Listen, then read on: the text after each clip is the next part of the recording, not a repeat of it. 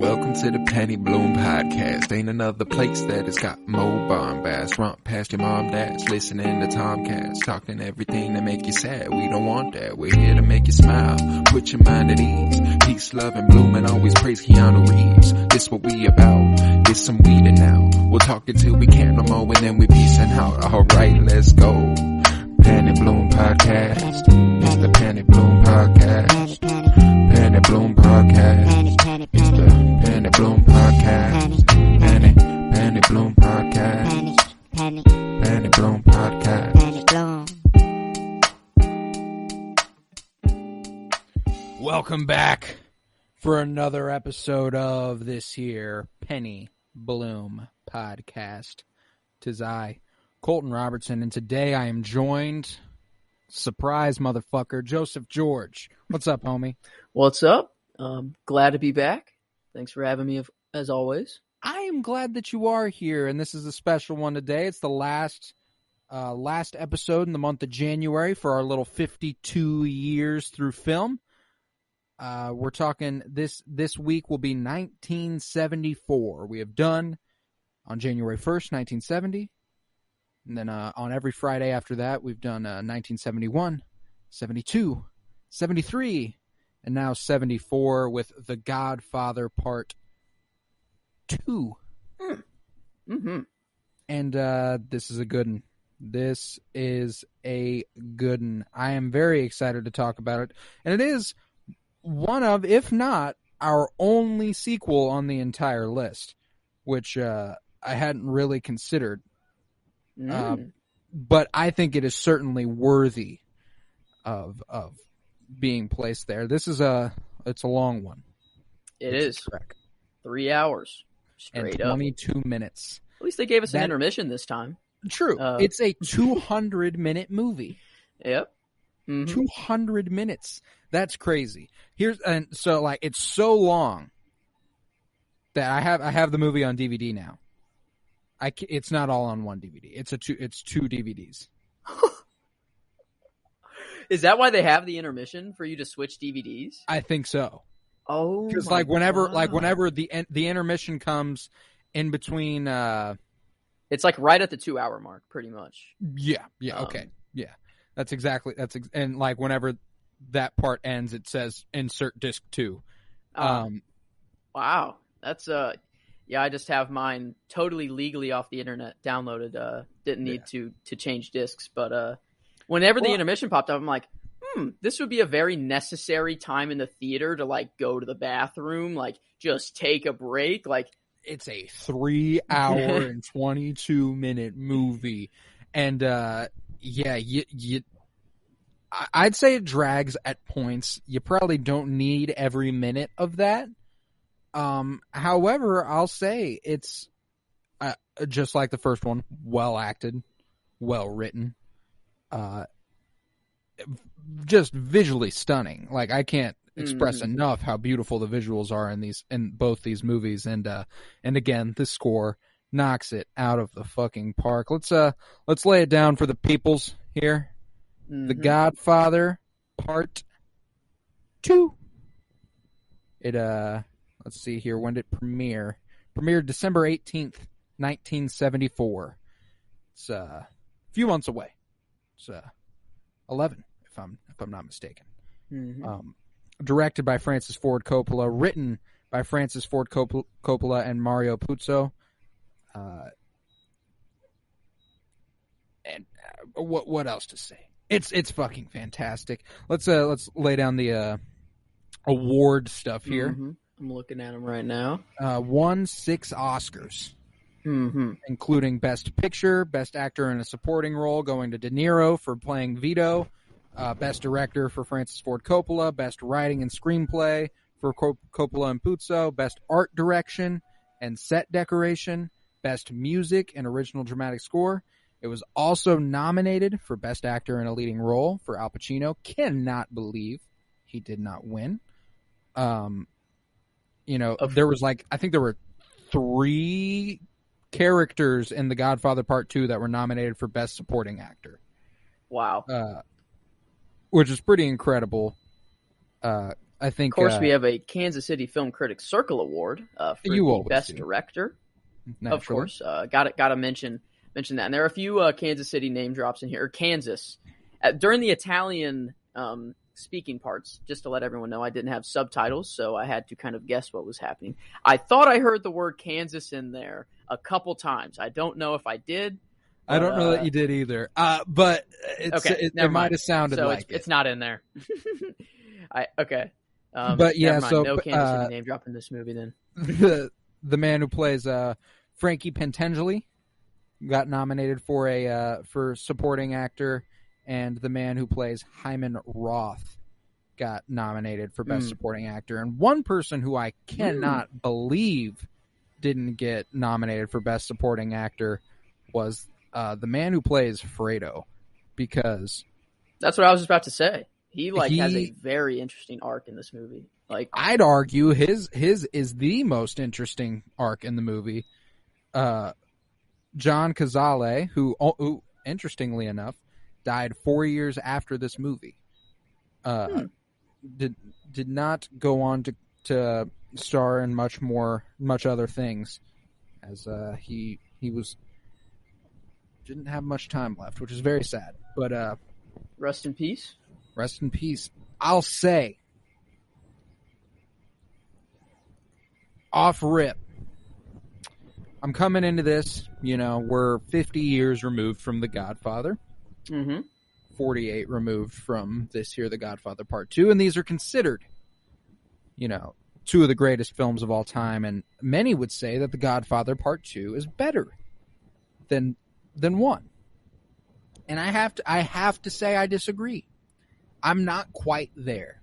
I think it's good. Of course. It's fantastic. Don't get me wrong. It's fucking great. It's just comparing it to the first Godfather.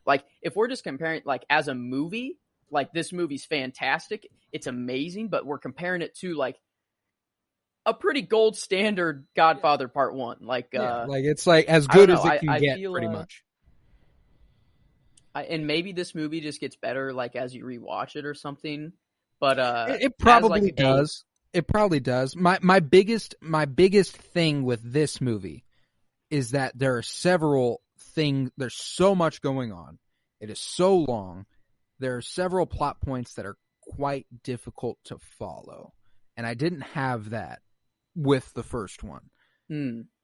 So I will say this is almost certainly one that is more rewarding with rewatches, and I can say confidently I will be rewatching this at some point. I absolutely, it was visually stunning, and I'm a sucker for that. That's what I want to watch. It was still fucking great, but I don't hold it to the same standard I do one as of right now.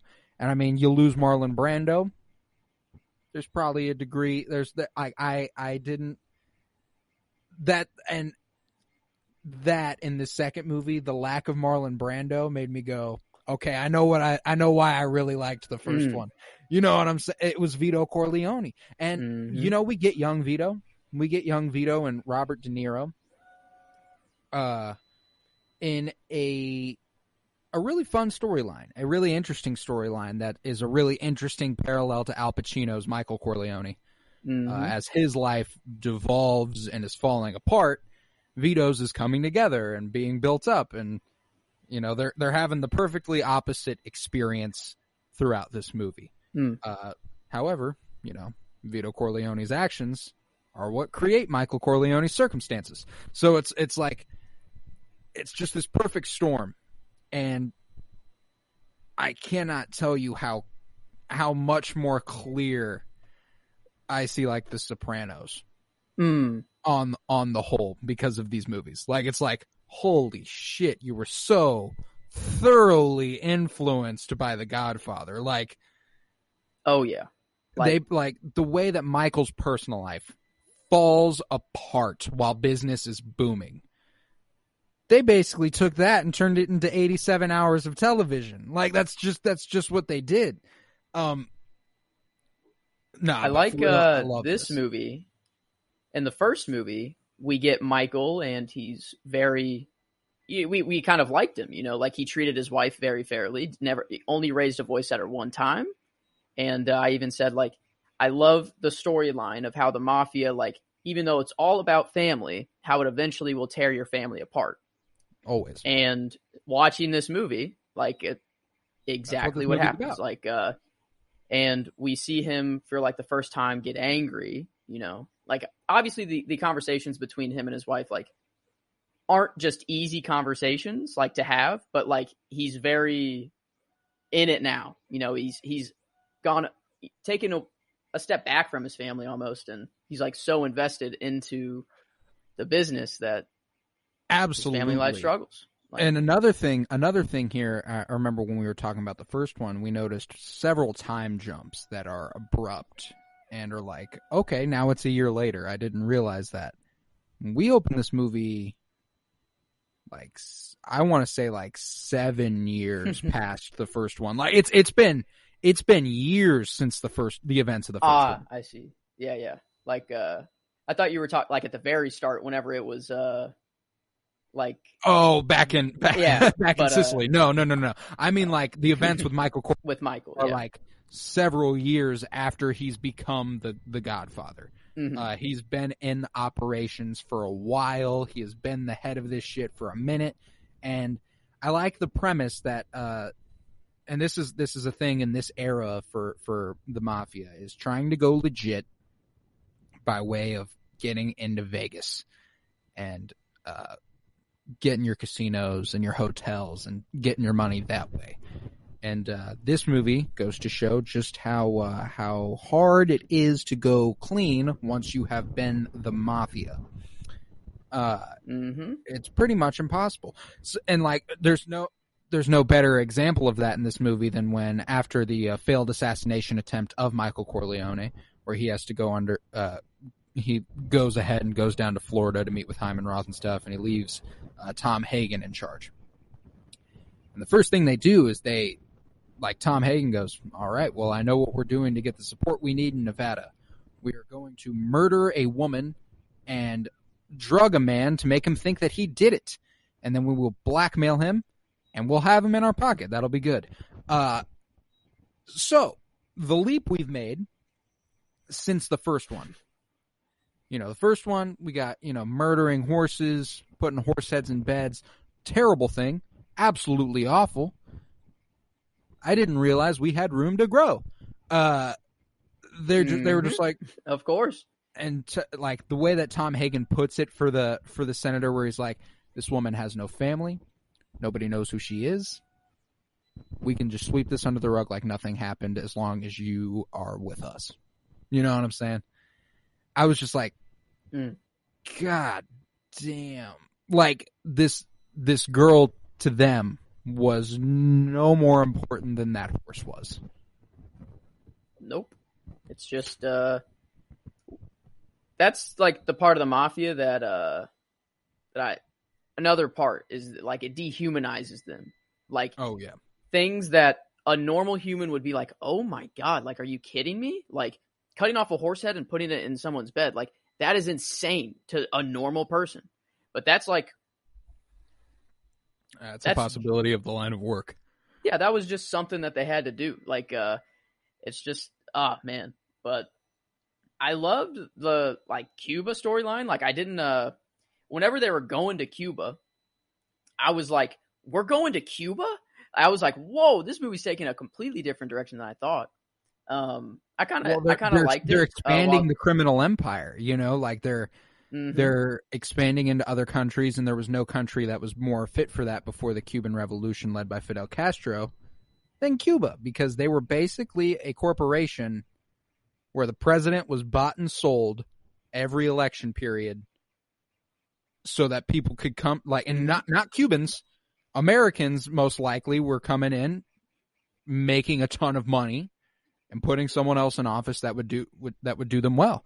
And it's like, Jesus Christ. And I love the theme in this movie, that absolute power corrupts. Absolutely.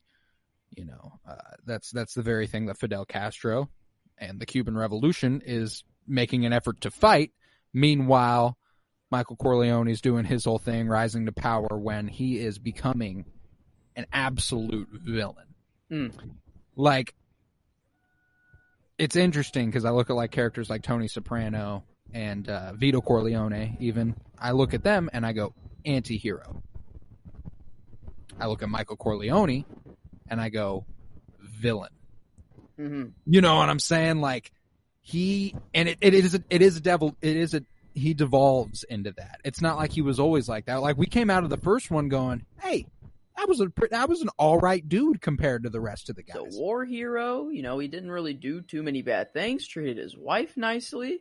Dude's doing all right, you know. Like I'm obviously don't agree with his work and everything he does, but for what he in this world, he's a pretty good dude at the end of the first one, and you feel the same about Vito Corleone, especially in the first one.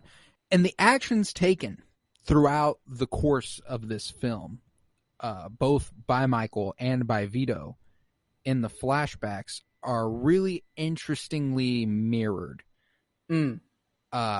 As Michael makes these business decisions that are damaging to like his personal life. And arguably, like, I'm not good enough with the business side of the mafia to know if what he's doing is good or not. For the business. You know, the way he's playing Hyman Roth and Pentangeli against each other a little bit, and it's like, I don't know if he actually knew who set up the hit on him or if he's just saying he knows to get them to act on each other. Like, is he being a master manipulator to get them to reveal themselves?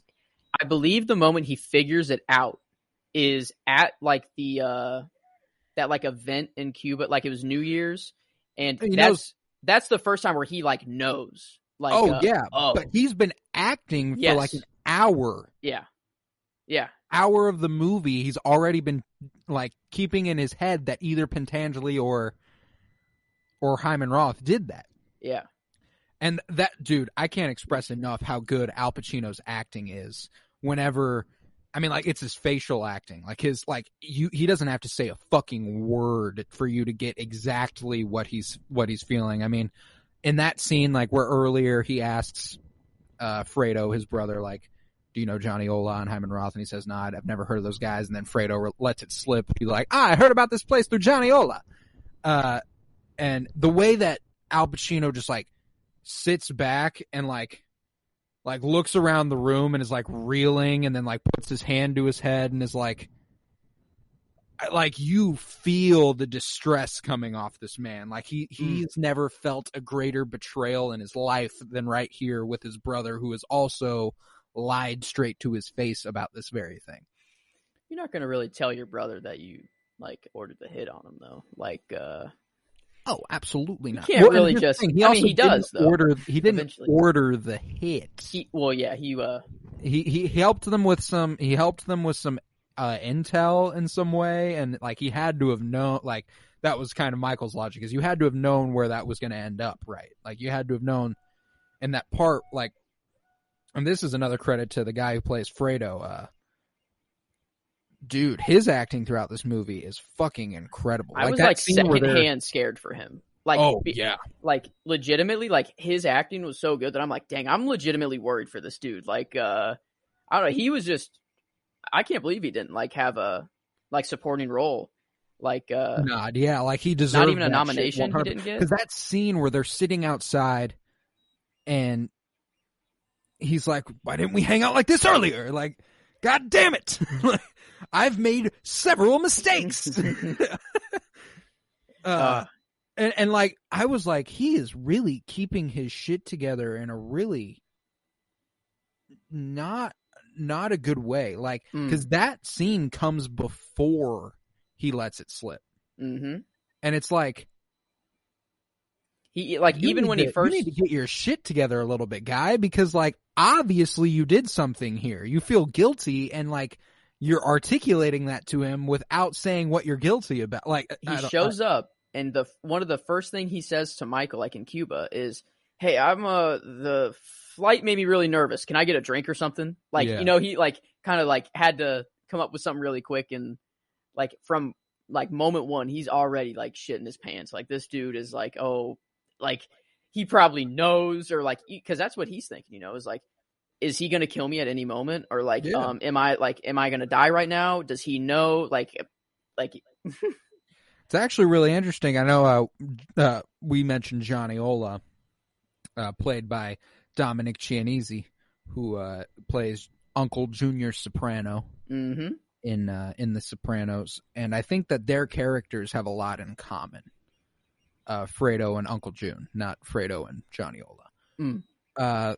The older brother who was passed over, and frankly, Fredo knows he's not built for that. Like, he knows this isn't his shit. He just wishes he got the respect he deserved. Like, it's like, I was the older brother, and I was never even a thought. Like, it was like, Sonny? Okay, Sonny's dead. It's Michael. And Fredo's older than Michael. So it's like, oh, damn. Like, he feels like, it's interesting because every single one of Vito's kids feels like a black sheep. All of them feel so alone, and all of them talk to each other relatively regularly and are like, basically just like, how is life like this? Yeah, when his sister comes and talks to him about like, divorce now, marrying a new guy, and I need money. Like, is this the first time that Michael like really like he's angry? Like, this is one of the first times where you see him like upset and yell and like, actually get like pissed. It's just, it was really the whole movie is just Michael's decline, into the corrupt, like, he has everything he wants. And I don't know if this was the first movie or second movie, but someone is like, you're high up in the Sierra Mountains. You have this huge estate. You're drinking champagne cocktails or whatever. Like, life is fine, but I think it's Tom Hagen. I think it's Tom Hagen talking to Michael Corleone. He's like, you are living the high life here. You want to kill everybody? Not everybody, just my enemies. I was like, oh, damn. No, like, I'm going to tell you, there were some lines in this movie that were like, oh, that was an instant classic. And there's one that I'm interested if it had ever been said before, because it is now such a classic phrase that I'm not sure if this was the origin or not. Okay. Keep your friends close and your enemies closer. That line, yes. Whenever I heard that, my immediate thought was, is this where that originated? Like, I always thought this was like, oh wait, no. No, because the line was like, my father always said. Yeah, it wasn't like Teddy Roosevelt, or like they didn't say who said the quote. He was like, they said my father always said. Yeah. Okay, so it was a Vito Corleone original through the mouth of Michael Corleone. Keep your friends close. I have to know if this is like originated from The Godfather, because that would be kind of insane. Like, that's I don't know. That's just a classic phrase. Like, it reminds me of The Dark Knight being the origin of you either die a hero or live long enough to see yourself become a villain. Like, the fact that those two quotes originated from fucking just like movies, that seems like it's some Shakespeare shit. Like that, like it feels like it should be classic literature sort of thing. Yeah, wow. It's it did originate. Originally, it was in the novel, part 2, but like this was the first time that it was to the masses, basically. Yeah, so it is the origin. Like, that's crazy. That's insane. No, like that is cultural impact. The fact that there is a single line in this movie that I've known for all my life, practically. You know what I'm saying? Yeah. Like, I've heard that just everywhere. Like, that's just something you just hear all the, like, Wow. Yeah, this I like that we're going we're getting all of this background in movies like at this time. This history. Like we're like this project is like legitimately like has just opened me up to just so much more.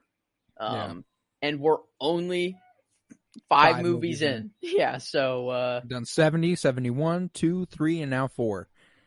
It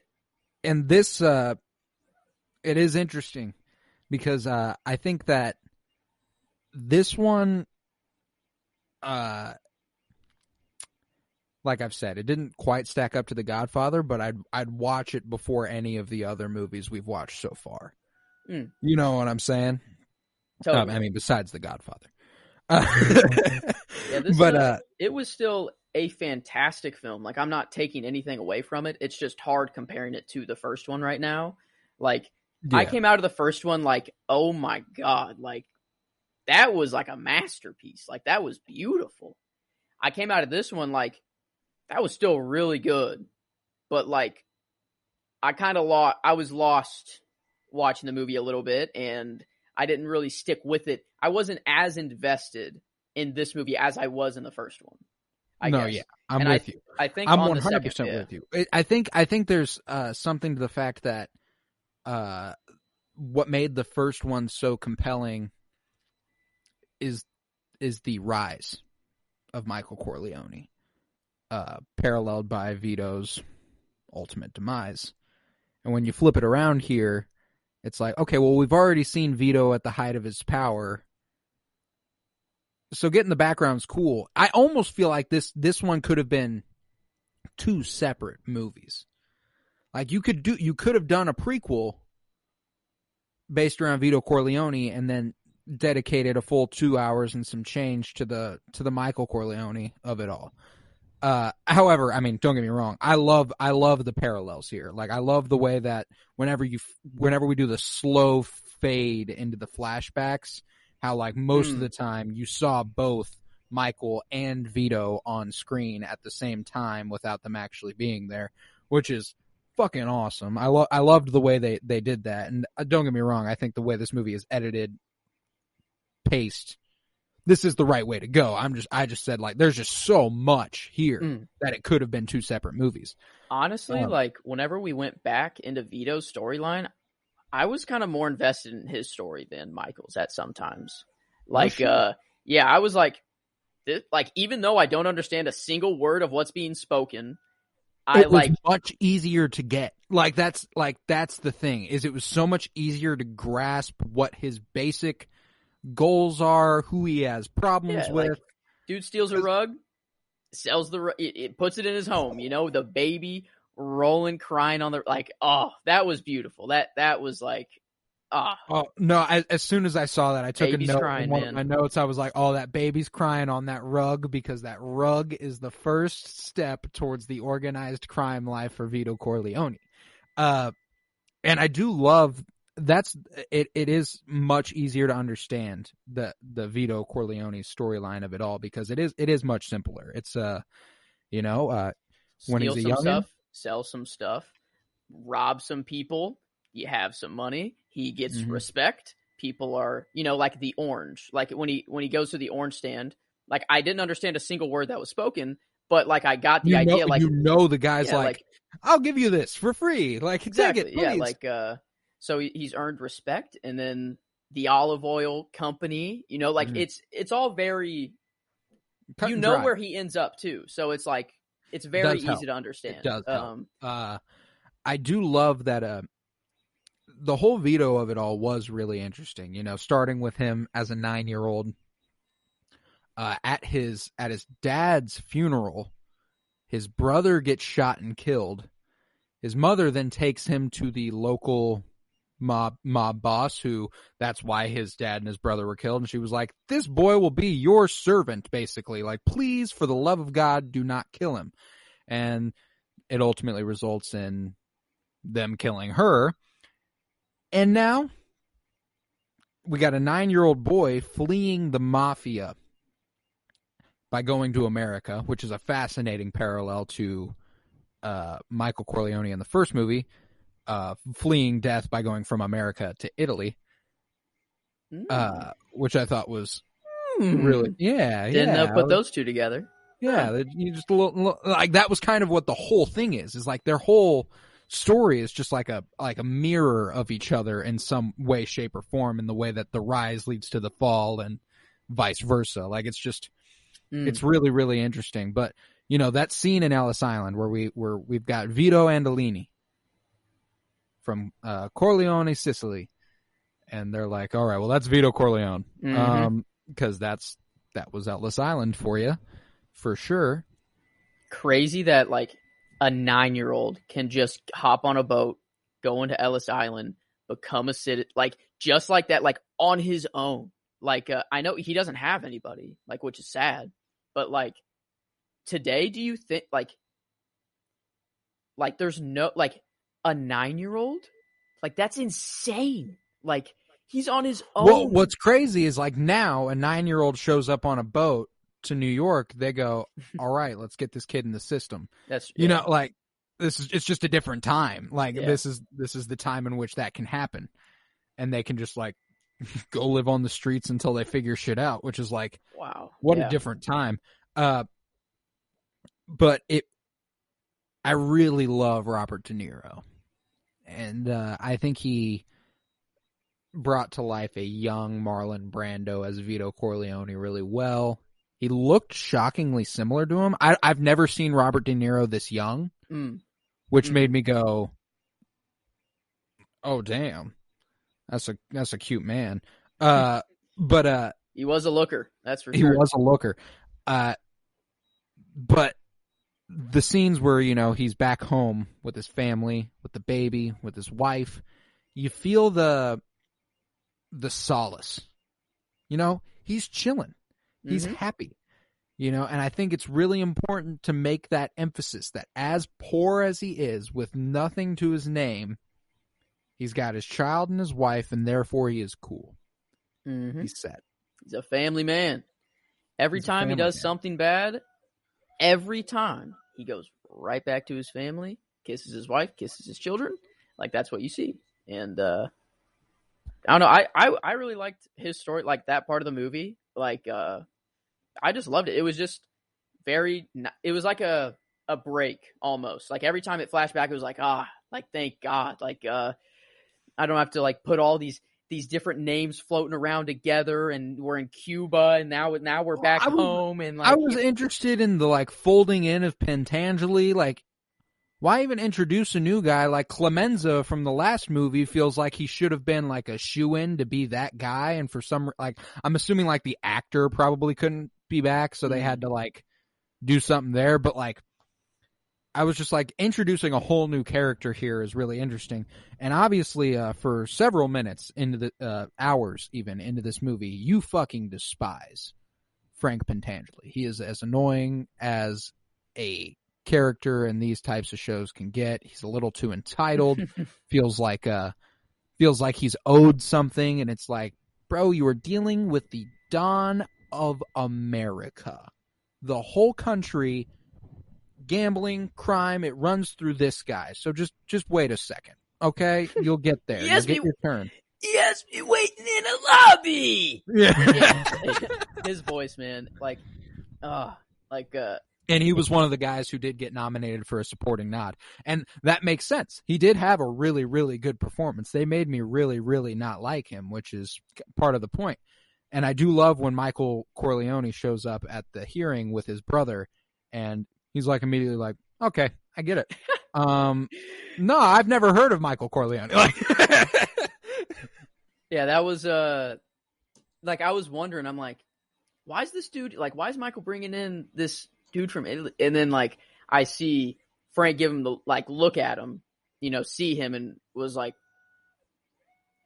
all right, and then he gets into his testimony, and I was like, I get it now. That makes sense. And he's like, I don't work for Michael Corleone. I have my own family. Mm-hmm. I was like, okay. They even bring it up. They're like, the committee was like, who's that sitting next to Michael, if you don't mind? And then he doesn't understand a word of English. He can't be any help to you. Sorry. And oh yeah, and they're like, does he know anything about this trial? And they're like, to my knowledge, no. Nope. He's just here to help out Michael and be there for moral support. Yeah. I love all the dodges that the mafia has to do with the government and stuff. Oh yeah, and it's so surface level. It's so obvious that they're fucking with them, and like they know they're fucking with them, but they can't do shit about it because the law. They're not like, and that's where like the line is drawn. You know, the mafia guys are willing to fuck with them and break the law doing so, and the other guys can't break the law because then what? Then they're them. Mm-hmm. And it's like, I just really, really enjoyed the themes with power in this movie, and I think the senator is a good example of someone who is a corrupted power. He's a little too confident. You know, when he walks in at that communion for Anthony Corleone, and is like, "I'm gonna talk to you like you haven't been talked to before." I was expecting Michael Corleone to stand up and shoot him in the face. Whenever he pointed, and then Michael looked at his finger, looked back up at him, I'm like, this dude's not lasting like 20 minutes. Like, that's what I thought. I'm like, this dude's dead. Like, when he leaves the room, Michael's going to be like, yeah, like, go get him. Like, yeah, that's like, that. And I just... That doesn't happen, but like, I was like, I really thought it would. Like, but I really guess thought that dude, I guess yeah. that's the line. Like, they can't kill a U.S. senator without it drawing some attention. You know, like... And he, I mean, straight up was like, I'll tell you my offer right now, you know? Nothing. Oh, yeah, like, you giving me all this shit, and I'll tell you, I don't want to hear any of it. I'm not giving you shit. So, have a nice day, sir. And I will say, the biggest, this will take some rewatches. Because where I'm at right now, I'm confused.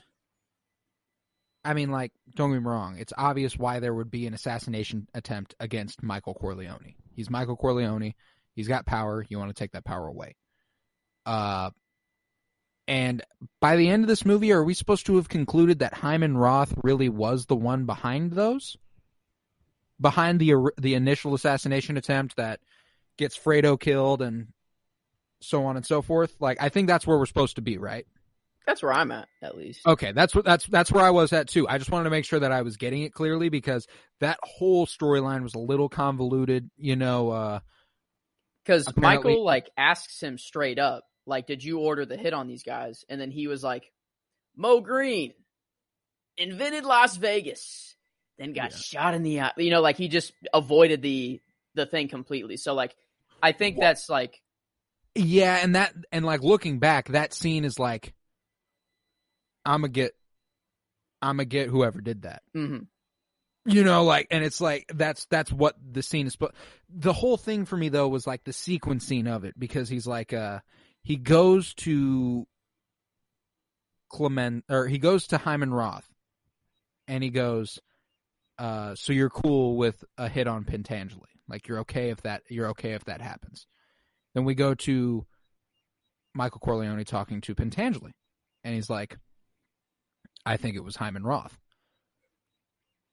And like, and when I saw that, I went like, okay, is he trying to play one of them? Is he trying to play both of them? Does he even know what's actually going on, or is he just guessing? And then Pentangeli dies the next scene, or not dies, nearly dies. He gets strangled, and a cop walks into the bar and stops it. But I was like, oh, okay.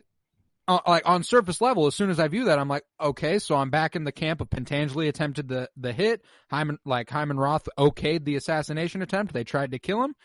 And then later on in the movie, Corleone's like, so who ordered the hit on Pentangeli? And I'm like, wait a second, didn't you? And he's like, nope, I didn't. Yeah, and I'm that like, is weird. Yeah.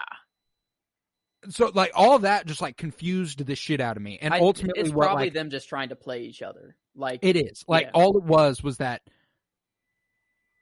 Corleone goes to Hyman Roth, tells him, asks him, are you okay whacking Pentangeli? I guess that Hyman Roth takes that and goes, all right, well, I'm going to go ahead, get out ahead of this, knock off Pentangeli before he can say anything otherwise, like, I wasn't the one who tried to kill you. Corleone sees that, goes, okay, so it was definitely Hyman Roth. Okay, that I'm all caught up now. I just needed to talk through it a little bit because it's just sequenced weird. There's a lot of dialogue. Like, this movie's pretty much nothing but dialogue and failed assassination attempts. Mm-hmm. Not until the end. Save for the one where you got a guy at point blank range in a boat. Hopefully, you can succeed with that one. Saying a prayer. Yeah, that. No, you gotta go. You gotta go back with your mother to Reno. Like, kid, get out of here. Yep. He's like, the way he's like, before you're about to go out on the water, every time you cast a line, say a Hail Mary, and whatever it'll all come to you. He says a Hail Mary, and Bink. boy, oh boy, does it come to him. It did. At least if I was gonna go, at least like I'm in prayer. Like, if I was religious, in prayer, in fishing, like, like completely unexpected. Like, I'm not in my bed. No fear in your heart. Yeah, like I'm not in my bed and I just get shot in the head, or like walking into my apartment and get shot in my heart and then my neck and then my face. Which that's a whole different scene. But I love, like, I don't know, I just loved Vito's storyline. Just it was let's just go back more, to Vito real quick. It was just a more enjoyable. This conversation has been a little bit all over the place, so let's go through my notes here, kind of sequenced, and like, because I took notes as I watched the movie, and we'll in general be able to talk about it in sequence. So my first note was, oh damn, dude's name was Vito Andolini. Like, I was like, oh okay, so Corleone wasn't even actually his name, and then I saw Corleone Sicily, and I was like, okay, I know exactly what happened here. I can't wait until we see what actually unfolded. And we've already talked about that a little bit. My next note was, okay, now they know how to deal with assassination attempts. Like, bro, as soon as the firing was done, that compound went on lockdown. Everyone was out. I was like, okay, they finally figured out that you need some security as the dawn of the mafia. I will also say my questions as I was watching that were like, okay, if they have so much security on the compound, how'd they get even so close as to do this? And Michael Corleone answers that question very quickly. He goes, obviously, someone here had something to do with it. Because otherwise, this wouldn't have even come close to happening. Got that from his father. Got that from his father. Very there important are lesson. so many things that are just like, he is so clearly his father's son, but even like crueler. Yeah, like Vito's kind of like a good guy when it comes to the mafia. He definitely does some bad things, but Michael, like, he enjoys it. He enjoys he wants the power, to do the bad shit. Yeah. Because like it's not that he wants to do the bad shit. It's just that to get the most bang for your buck, you have to do the bad shit, and he is more than willing to do that. As we saw at the end of the first one, where he takes out every head of the 5 families, and it's like, it's me now, bitches. That was like, the ending of the first one was like, just really, like, this is happening, like, okay. The ending of this one was kind of like that's where we're ending it. Yeah, like, okay, like, it was I guess I'm still jumping all around. I just oh, no worries. Really, I mean, like, take it where the conversation will go. We'll rein it back in. But but man, my next note here was, love this moment with Tommy and Mike. And I'm guessing that's the one where they're sitting down at the table and he makes him the Don and is like, I got to go for a while. While I'm gone, you're the Don. You're my brother and I love you. And Tom's like, that's all I've ever wanted to hear. And what's crazy about this moment is that, like, this is all Fredo ever wanted to hear. No pun intended with the Alfredo. Yeah, I feel bad for Fredo. Fredo is hard, like, because Tom Hagen was more a sibling to them than Fredo was. Like, think about the first movie. Fredo's in it for like 5 minutes, and in those moments, it's just like him being like, all right, Dad, enjoy. Like, nobody really says shit to him. He's kind of looked over. Like, and it's absolutely intentional for the events of this movie. You know what I'm saying? Like, they're like, oh yeah. It took me a couple times to be like, oh yeah, he is his brother. Like, you know, because like Michael Corleone keeps saying like, you're my brother and I love you. And I'm like, okay, is this like the Italian thing where it's like, you're my brother, we're in the mafia, therefore you're my brother. It wasn't until like it wasn't until they said Fredo Corleone in this movie that I went, oh, he's his actual brother. Yeah. Yeah, it took me a minute, but and then it just made me feel even worse for him. I'm like, dang, this dude's actually blood related. Oh, he's older too. And I was like, oh, dang, like, yeah, this dude really got it like pretty bad. Like, he got it terribly. And like you were saying, he was older, and like he says, I was passed over and stuff like that. And it's like, you can also tell that that's not actually what he's mad about. Like, I think it's pretty clear to Fredo and everyone around that Fredo isn't exactly the Don type. Yeah, he knows he couldn't do it. Like, no, he couldn't. And like same feelings I have towards Uncle June. You had all the opportunity in the world. You were the older brother. If you wanted to seize the opportunity, you would have. That's true. And you didn't. So, like, you're just not built for this shit. Like, that's just how it is, because that's the thing. That's the difference between a Fredo and a Michael Corleone. When Michael saw his opportunity to become the Don, he killed the heads of the 5 families. He did what he needed to do to really become the Don. And he didn't just become the Don, he became the Don. The Don. And then like, Fredo, when they were talking about it in this movie, they were like, yo, Vito couldn't even imagine the heights that we've reached. Like, that's the sense I get from this, is that Michael Corleone has elevated the family in such a way that Vito couldn't have imagined where they're at. I know, obviously, in that first movie, he looks at Michael and he goes, Governor Corleone, Senator Corleone. Like, he has big plans for Michael. And Michael's like, okay, fine. I'll be the Don. Fredo was kind of like, he expected it just to be handed down to him just because he's the eldest son. You know, like, he thinks... Well, after Sonny. Yeah, he thinks, like, it's just going to be handed to him, basically. Like, in that he doesn't have to legitimately do something to become the Don. Like, it's not just a thing that just happens, you know? You have to do and that's something. The thing too, is that like the thing that he wants is what Michael has. Like, and there's another character who in The Sopranos that reminds me a little bit of Fredo. That's Artie Bucco, the owner of the restaurant, who's like Tony's best friend and stuff. Where he's like, he kind of envies Tony in a way, because he's like, I really wish I could inspire that fear and that respect. And you feel that in Fredo. He wants to at least get the respect. You know, it's more so than being handed the title of Don. He wants to be handed respect. Yeah, and he like, and frankly, if it occurs to you to give information to another family, you've forfeited the right to respect in this world. You know what I'm saying? Like. Yeah, and obviously he only did that because he was feeling that lack of respect for a super long time, and it's just a cruel cycle. But it was just masterfully done. I guess he's just used to show, like, you have to be 100% loyal. You mess up one time, that's all it takes. Like, and Michael almost like forgave him, you know, like he was almost like, I don't know if he actually was going to forgive him.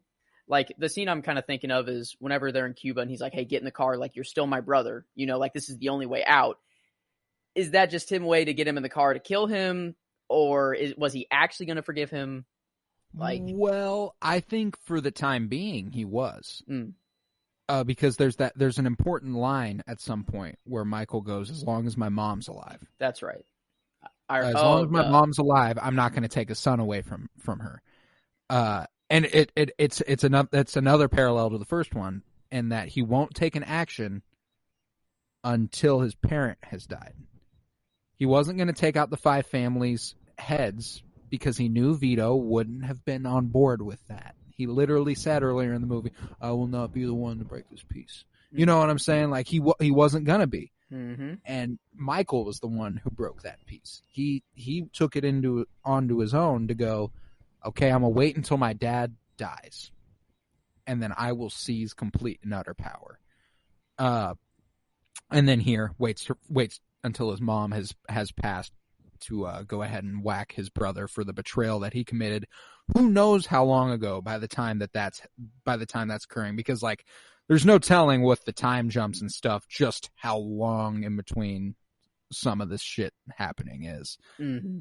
And it doesn't really matter. Yeah, either. It doesn't matter. It's just it's, I don't know, this movie, now that I'm kind of going like back through it and running through like all these things, it's making more sense in my mind. Like I can see how this could be regarded as better. I can see how it's falling into place, and I can see critically how people will view it as better. I don't think I favor it, but I can see how it's better. You know what I'm saying? Mm-hmm. Maybe that's what they mean by better. Like it's just critically better. But I don't even know. Yeah. I don't know. You ask a person what their favorite Godfather movie is, and a lot of them will go 2. I wonder. 1 was so good though. Like no, I can't get over it. Like I can't get over how good 1 was. It's been lingering in my mind since we watched it through American Graffiti and now. Like it's like I honestly just think it's peer pressure. Like I don't like people just say it's better and then they immediately have to be like, "Oh, it is better." And if I say it's not better, then like I'm wrong. You know, like kind of like if you're an MCU fan and Thor Ragnarok is not your favorite Thor movie.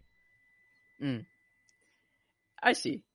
The Ragnarok is while objectively and universally it is the best. Like and the favorite. I just watched Dark Phoenix and it like that movie got shit on for some reason. Like I don't understand it. Like I go into movies now like with no opinions. And like I don't know. Like it's just way better to enjoy a movie that way. Oh, absolutely. Absolutely. Like No Way Home, I'm going in thinking Toby and Andrew are showing up for 30 seconds. You know, I'm going in with the lowest of expectations.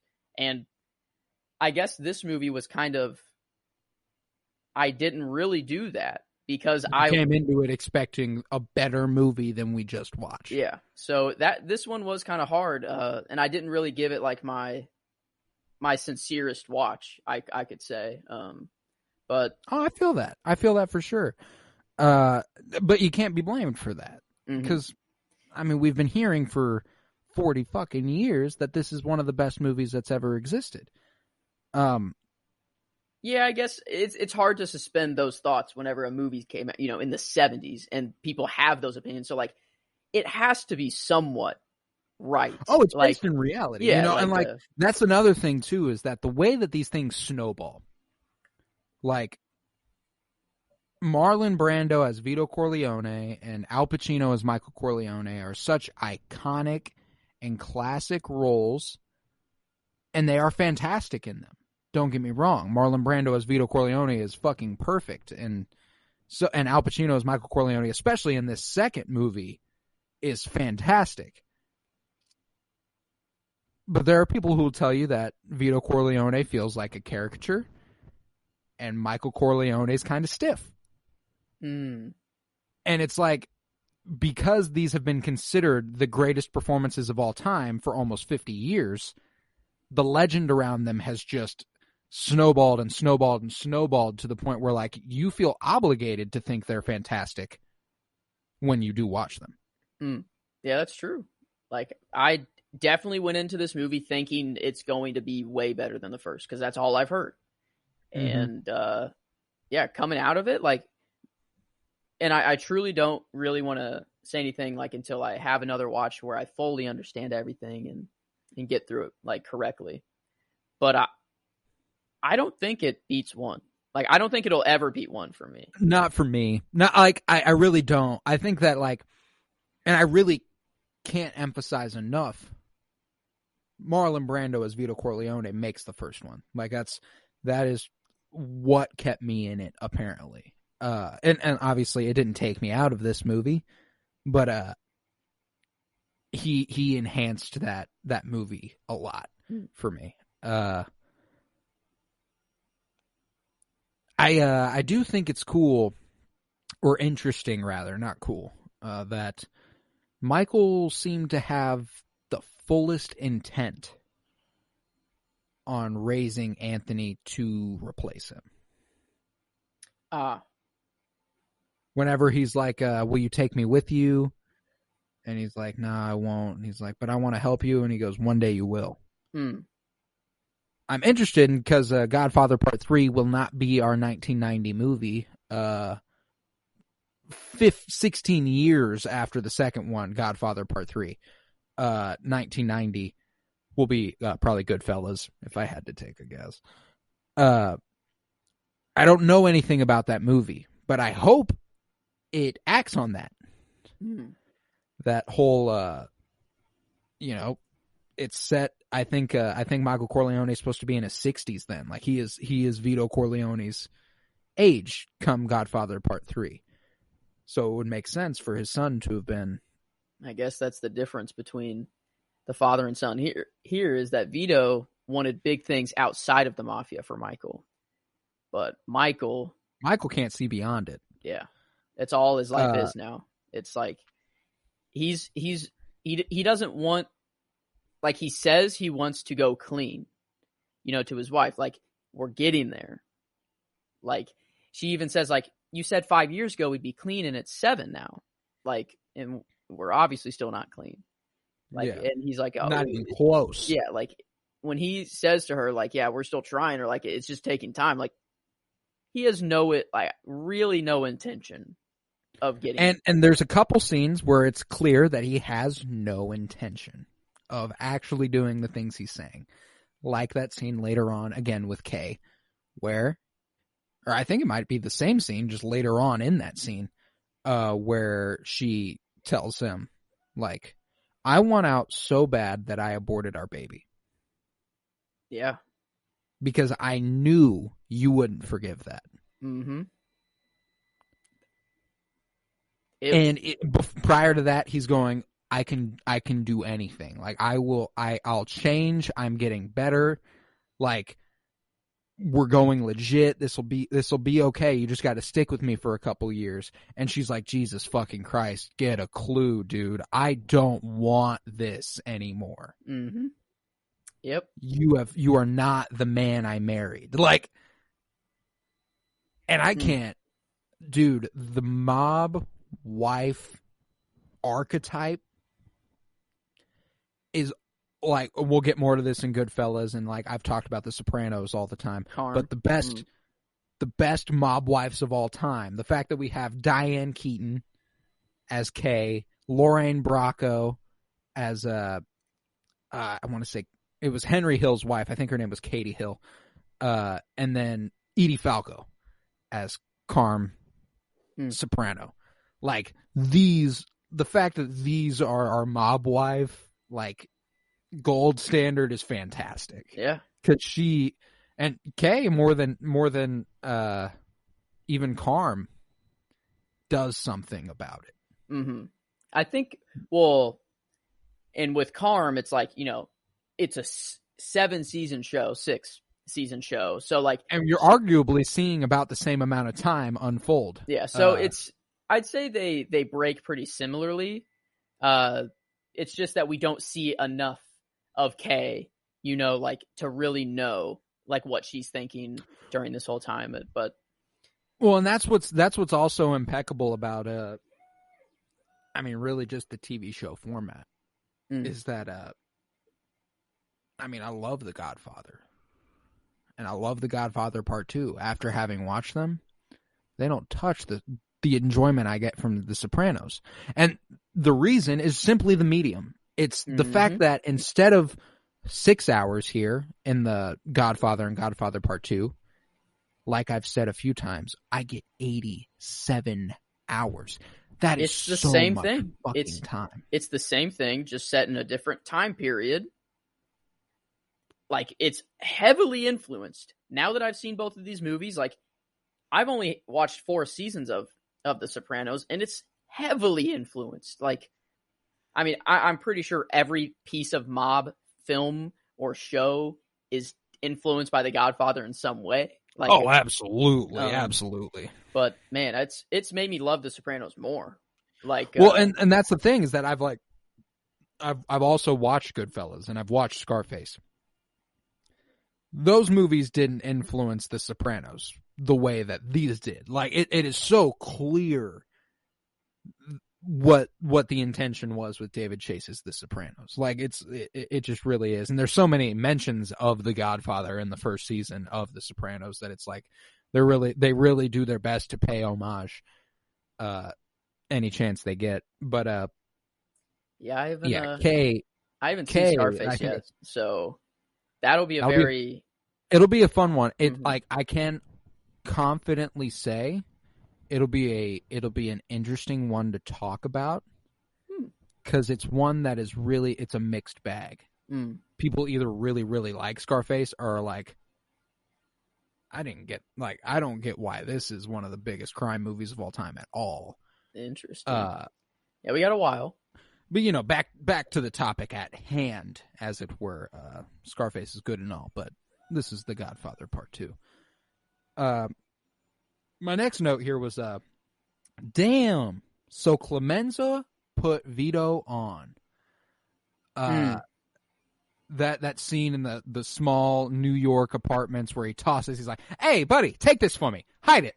And he doesn't even question it. He goes, okay.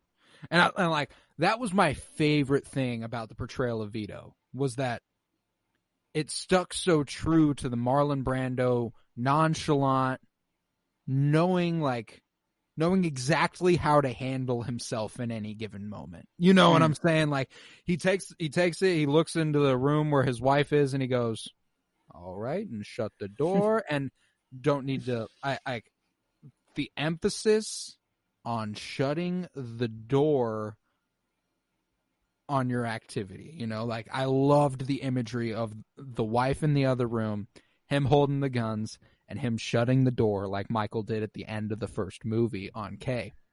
This was one of the easiest things to get with no English or like subtitles. This was like, yep, I get what's going exactly on here. What's happening here? So yeah, when he tells him to hide it, and he goes and he figures out something to do with it, and then Clemenza approaches him later on and is like, "Hey, so you ever hide that package?" He goes, "Yeah." "You ever look?" He goes, "I don't look at things that aren't for my knowledge." And it's such a lie. Like, he obviously looked. Like, duh. Someone hands you a bag, tells you to hide it, you ought to look inside. If you're about that life, like, if you're willing to do that shit. Because I remember there's a storyline in The Sopranos where Tony hands the Cusamanos a box and tells them to watch after it. Did we ever figure out what was in there? And you never will. Like, they Awesome. never touch it again. It's just Cusimano having to fucking stress over possibly one day getting caught with that box, which is just hilarious. But I loved that whole sequence. Like, and then Clemenza's like, "Hey, okay, thank you so much for that. Let me pay you back. Do you guys have a rug? You need a nice rug?" And he's like, "Yeah, we could use a rug, I guess." And they go and they get the rug, and he's like, "Oh, he's not home right now. You don't mind if I unlock it, right?" And he's like, "No, I guess not." And then, like, you see him like look around and stuff, and Vito clearly gets what's going on. He kind of volunteers to take like a watch stand a little bit, kind of looks around like, all right. And then they get inside, they move shit. He's like, "This is a real palace." And they roll it up. Someone knocks at the door, and I was like, hold the fuck up. Clemenza is willing to drop a cop over this rug? What I kind of pulled out for it, because that's my initial thought, was like, wow, he's really going to blast this cop in the head like over this rug. But I think he was like, it was for Vito. It was for Vito to see, and for Vito to understand, like, or to him to really like get him into the life. Like, I think he really wanted Vito to like just see what everything was about, because this whenever I watched it, like I didn't know the conversation they had before, to get to the rug, like, do you need a rug? And like, I didn't get that. But whenever I was just thinking through it, I was like, this dude's like trying to show him the ropes. He's letting him know like how he does his business. And it is like, even though he doesn't end up killing the cop, it's like just to show he would. Like, yeah, I think like that's how I took it. Okay. Well, having no English, that's got to be it. No, because like there's not a lot more context to it. It's like the conversation they have prior to going to get the rug really is really surface level. Just like, hey, I appreciate that. It's all the low key mob talk that's kind of like backwards and coded in really simple language and stuff. So like, and Vito's just kind of like, yeah, okay. All right. Yeah, we could use a rug. And that's just kind of how the whole thing unfolds. And obviously there when they bring the rug home and Mama Corleone is like, oh, this is gorgeous. It's beautiful. And the baby's just sobbing and sobbing. I loved that, especially after we expressly mentioned that purposeful use of crying babies. Used beautifully here. I was just seeing the baby like on the rug too, and like crawling, like, oh man, what a scene! Yeah, they know. I don't know, like you just don't get that anymore with movies. Like, I don't know, like this feels just like I don't know, even what I'm really trying to say, but like just little things like that just adds so much. Like it's something that's so easy. Yeah.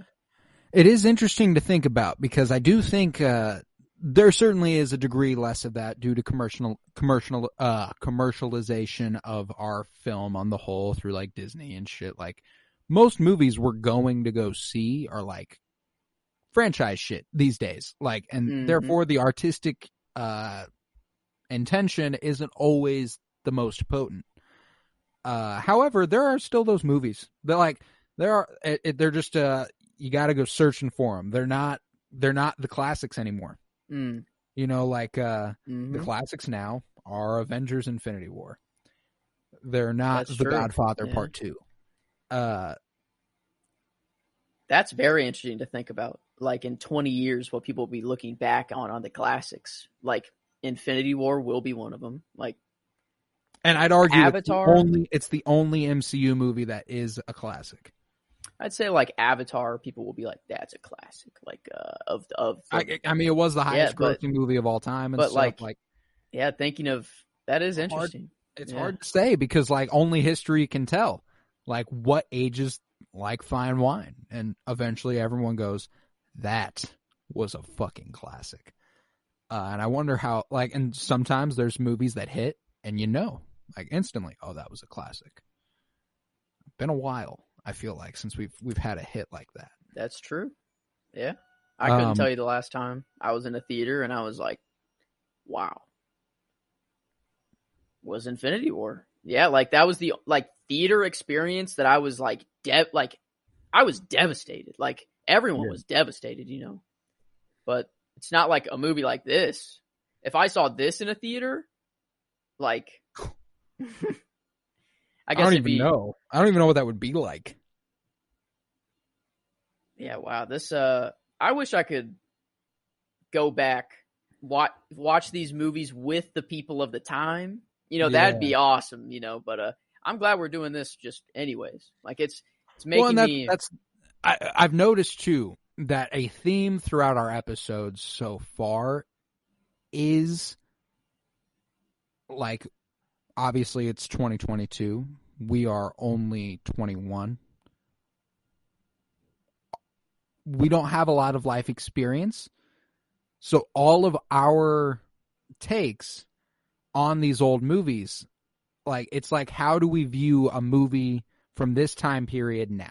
And I've noticed that's kind of the thread that can kind of be taken through all of our episodes is like, what's this movie mean to us in 2022? And I've noticed that in all our episodes so far. And I think that theme has persisted here, even. Mm-hmm. Obviously, we've somehow connected it to Avengers Infinity War. But continuing with these notes here, this will just give you a little indication of like my headspace surrounding like the whole Roth Pentangeli storyline here. This note is, thank God Roth agreed to have Pentangeli sacked. He's annoying as hell. So as I'm watching, I'm going, Pentangeli's annoying.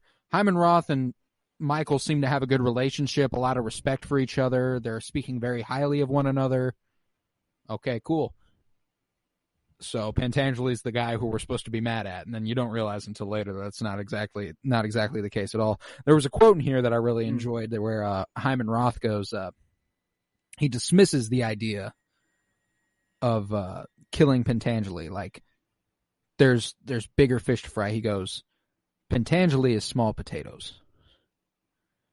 And I was like, looking back on that line now, I'm going, he's kind of being like, you don't need to worry about that. You know, like. Mm-hmm. Small potatoes. Small potatoes. Very interesting. Is that usually that he's small? Is that usually small potatoes? I feel like it was a different small. Yeah, I don't know. That just sounds weird. Well, I think it's either small potatoes or bigger fish to fry. I think I'm just mixing. They kind of go hand in hand, so it's kind of like. Yeah, that's right. Small. I've never heard small potatoes before though. Interesting. A lot of the rest of my notes are just quotes. In my home, in my bedroom where my wife sleeps. Oh, I was like, fuck yeah, that was outstanding. He still actually cares, you know, like even though he's getting a little angrier at his wife and a little more distant, like it's the family thing. It's the basic respect thing. And in the mafia and all these mob movies, it's always the line. You do not fuck with the mob wives. That's just not something you do. If you're going to go fuck with somebody, you go fuck with the guy you have beef with. You do not fuck with his family. That's just not right. Mm-hmm. Yeah, like in The Sopranos with Carm and, oh my God, how am I forgetting?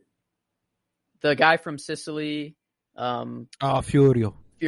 Oh my God, yeah. Like, and someone tells him, like, you're, what? That's the Don's wife. Like, no, like, no way, you know, like, it's, yeah, this is the line you don't cross. That's for sure. Like, if it's blood, especially a wife, like, too, like, yeah. It's a massive, massive disrespect. And, because at that point, it's not business. Mm-hmm. Which is what they're all about. It's like, the things we do, it's strictly business. At the point of you killing my wife, that is personal. You know, like, that's where and obviously it's not just business. There's so much stuff that happens in the mafia that's obviously personal that they figure out a way to write around, make it about business. But yeah, I really loved. There's just so many great quotes in this movie. Another one I have here is Michael Corleone says hello, and then he puts the wire around Pentangeli's neck and pulls. Which also very interesting because that means Hyman Roth told his men to go kill Pentangeli, but say that Michael Corleone says hello. Yeah, I think that's where that was. Like, I'm hoping I don't have the context. I just have the quote. I think that's. It's when they go and try to kill Pentangeli, right? Yeah. I'm like 90%. I'm confused again on this then. Was he Fuck. Now I'm confused who attempted the assassination on Pentangeli. Was it that Hyman Roth lied to Pentangeli? What is the purpose of saying Michael Corleone says hello if you intend on murdering this man? Yeah. So was Corleone bluffing whenever he goes, so it was you or whatever? Like, I guess, like, whenever they're about to kill someone, like there's no real point to telling anything to a dead man, like a guy you're gonna kill. There's no real point. But like in The Sopranos, like every time they kill someone, like they say their name, you like, hey, your name, and then bow. You know, you like I don't know. Now I'm confused kind of again. Yeah, I don't know. I'm gonna go back to what I was thinking before and just kind of eliminate that whole thing from my mind. Yeah, I don't know. But he says hello. The next quote I have, which is a great scene. They're in Cuba. It's on the roof of that building. They're literally cutting up cakes. Everyone's cutting up a cake. Everyone's getting a piece. You know, it's like it couldn't be a more on the nose metaphor for what's going on here. They're like, we are dividing up this country, taking the profits as we see fit, and you know, this is all predicated on the idea that the revolution fails, and that they will continue to have their president in power, continue this corrupt regime, all about the money and getting to the highest places and pushing down the poor man. Mm-hmm.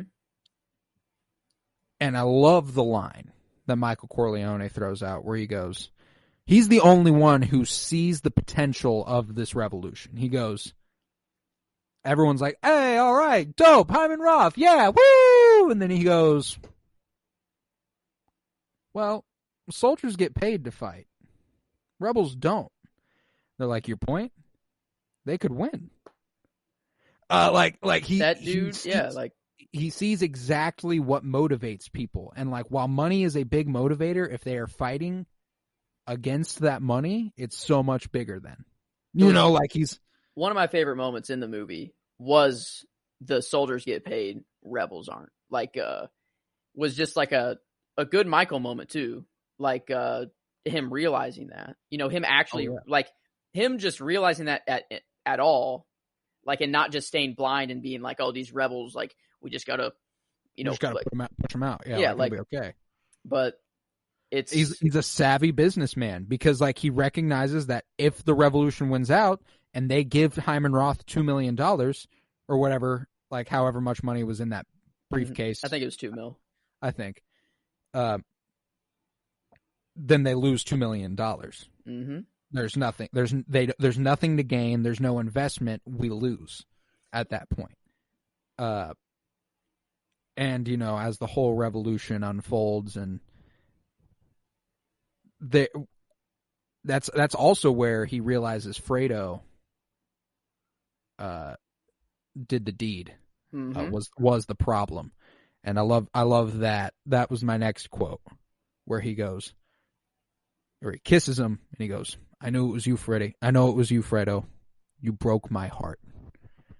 I was like, fuck, this is so good. Like, there are just so many quotes that are just like, and moments that are just like, I will remember this forever. Like, there are just a few lines and moments in these movies that are like, I won't forget that moment in this movie. Like, I guarantee it. And that was big time. Big time. That's probably the biggest one. Like, whenever he kisses him on the mouth and goes, kind of the climax of the movie. Like, it's the driving force. That's it's like where everything falls into place. Yeah, like, yeah, that was I don't know, him just being nervous the whole time he's there, and then hearing that from Michael sent him into like, oh shit, you know, he's already scared. Now it's like, yeah, I gotta go. What do I even do? Yeah, like, I gotta go. And oh man, that was maybe that's my favorite part of the movie, actually, now that I think about it. Because like, it is kind of hard to pull a favorite part out of this movie. Especially so in a much 200-minute movie. Like, it's practically impossible to pick a favorite part. Man, but like, it going along with that line of thought, like a favorite part, it's when he's trailing Finucci. When Vito is trailing Finucci on top of the buildings, walking along with him as the parade ensues, and he enters the building and he kills Finucci. And you know, there's a line in a trailer recently that I felt was like, this scene feels like it could be a direction for the Book of Boba Fett. Finucci bullied this neighborhood. Like, was terrible to the people in it. It was clear that Vito Corleone is an anti-hero in this situation. It's like he's doing the dirty deed that saves the neighborhood, kind of. Like, now it goes through me, and everyone will be the better off for it. Like, I will be a benevolent ruler. And by that I mean, you know, Finucci ruled with fear. I intend to rule with respect. Did he say that? Boba says that in the trailer. Okay. Jabba ruled with fear. I didn't know if Vito respect. said that, and I missed it because I would hate to have missed that line. No, okay, but like that's the vibe though. Is that like it's clear that Finucci was ruling through fear, and that Vito intends on ruling with respect. Like that's kind of the whole idea here.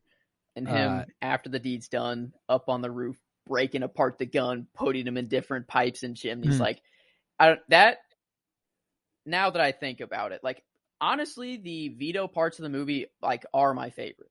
Oh yeah, it's the better storyline for my money. I mean, not the better storyline, but the more enjoyable to watch. Because I mean, like the rise to power is more fun to watch than the devolution into being a piece of shit. Like it just is. Him unscrewing the light bulb, putting you know the towel or whatever wrapped around the gun, catches and the gun on fire. Catches on fire. I'm like, oh my god, this is perfect. This is just a great scene, and I love the fact that Finucci like turns around there, even with him holding a gun wrapped up in a towel, and the light being out, suspicious circumstances and stuff, and is still not threatened. He's not worried, which makes it all the sweeter when he goes ahead and shoots him right through the heart. First shot. I'd like to call into attention a couple parallels in a different show. First time I'll be bringing up a different show besides The Sopranos in this conversation, and that's Breaking Bad. That shot on his face, straight through his cheek. There was another like somebody in Breaking Bad gets shot straight through the cheek in the exact same spot that Finucci could. It almost certainly had to be an homage. Like that's it awesome. Had to have. And there's another scene, another one of my favorites, where Vito goes back to Italy, and he goes and visits Don Ciccio, who killed his dad and killed his brother and killed his mom, and he murders him. He goes back to that land, stabs him in the chest, slices it all the way through, and gets his revenge. Ultimately gets what he's been wanting for years. And I'm gonna go ahead and draw another parallel to Breaking Bad with Gus Fring going back to Mexico and killing all those motherfuckers. Like that was more obvious. Like that's like in terms of story, like that was a clear parallel that like it was obviously an homage to the Godfather Part II in Breaking Bad. Like even like the setting, the way it's like lit and the way it looks, like it's like they couldn't be more clearly going for this feel. I feel like I've seen someone unscrew the light out of someone's apartment door and like kill them right. I feel like I've seen that exact scene play out before. And I think I have put my but I finger can't place on it. I can't place it either. I feel like I know what you're talking about. The unscrewing of the light bulb, though. Whenever Vito did that, I'm like, this feels familiar. Yeah, like I've seen that. So I can't. It's gonna come to me like randomly, like 2 a.m. I'm gonna be like, oh, but oh shit. But just shows how much influence that these movies have. Like in Breaking Bad, like I would have never, put the 2 and 2 together. I guess it is a crime shit. Yeah, but whenever I'm thinking of influence of Godfather, I'm thinking other mob movies too. Like you're not thinking of like it's a different type of organized crime. But you're not thinking of Walter White. That's really what it's about. But yeah, that was definitely one of my favorite parts of the movie is just Vito Vito's rise to power is like far and away the most compelling part of this movie for me. Not the most compelling, but the most enjoyable to watch. Mm-hmm. I do think it's interesting that they're just kind of like, okay, he was 9. Now he is 27. We're going to skip a very important part of his life. And I'm okay with it, obviously. I'm just going to have to assume that nothing too impactful on the organized crime side of things happened. Because, I mean, you get his introduction when he's in his late 20s. Before that, he's just a family man. And I think that's important. That for several years, he had to, and like we mentioned this, with why Michael Corleone would be a good boss, is because he grew up and had a life outside of the mob and did his own thing and then was introduced to it. And that's why they made for such good bosses. Because they were not brought up strictly in the mob life. That's true. I guess the difference between them, though, would be Vito came from absolutely nothing, and he was dirt poor, had to make everything on his own. I think that's why he doesn't really let the power corrupt him as much as Michael does. Because Michael, like, his childhood was a lot better than Vito's childhood, that's for sure. Certainly. He did go off fighting in the war and everything, but that scene was really interesting too. And because that's the end of the movie. It's the very end, yeah. It's the way they end it, is Michael reflecting on that moment specifically. And I am curious why. Like, yeah. Why is this the note we end the movie on? Him remembering him telling Sonny and Tom and Fredo about him going to fight in the war and enlisting and being a Marine. Maybe if he would have never done that, he would have never became a boss. And he would have never became what he did. I think like the military gave him a lot of strategic and like just insights on that would help him. And also a desensitization to violence. Exactly. Like I think if he would have stayed, because whenever Vito shows up, like everyone leaves to go see him but Michael. So true. Maybe he's thinking like, if I didn't go off and fight in the war, I would have gotten in this way earlier. I wouldn't have had the knowledge I would have had. Like, I don't know. I'm trying to just think of anything like. Well, I am too, and I'm trying to think like there's got to be something there with the Fredo of it all, because that's really what he's reflecting on, is the fact that Fredo has just been killed. Fredo's the only one that accepts. Fredo's the only one who goes. That's definitely it. Who goes, good for you, man. Congratulations. Like, he's the only one who really cared personally beyond the family, like beyond the mob side of it. Because Sonny was like, "What the fuck?" And Tommy's like, "Your dad's got plans for you," and he's like, "Yeah, he's got plans for me. Like, I've got plans of my own." And you come back from the war, your brother dies. Vito's in a bad way. He's been shot several times. They need a Corleone at the helm. Mm-hmm. I didn't even think of Fredo like being the only one that was like, you know what, good on you, man. Like, he was the only one. Yeah, like that's definitely. Yeah, I was thinking. Yeah, I don't even like, because the ending, like, I didn't really think of why it was there. I just kind of like, oh, that's a cool, like, little background information to know. Well, and like, see, that's the thing, is that's really what happened to me too, is that I didn't truly reflect on it until just now. Mm-hmm. I was just kind of like, that was a really interesting place to end the movie, because it fades from that memory to Michael Corleone sitting alone in the dimly lit office, and then it just fades to black, and you're like, okay. And there's a few weird abrupt cuts there where we also see a fade to what I think is Vito on a train with a small child, which I'm assuming is Michael, and then a fade to Michael, and then that's really the end. he's realizing that the people who actually care for him, he's getting rid of them. Like, I'm trying to think of if anyone else that actually cared for him, like. I mean, Kay did at one point. She expressly states, That's like, true. at this moment in time, I feel zero love for you, and I did not think that would ever happen. Maybe that's what he's like truly reflecting on, is that through He's this alone. life, he thinks that the people who care for him, you know, like his captains and everyone around him, like he thinks they actually care for him, but they really don't. Just going off the scene of him wanting to go to war and them immediately saying like, what?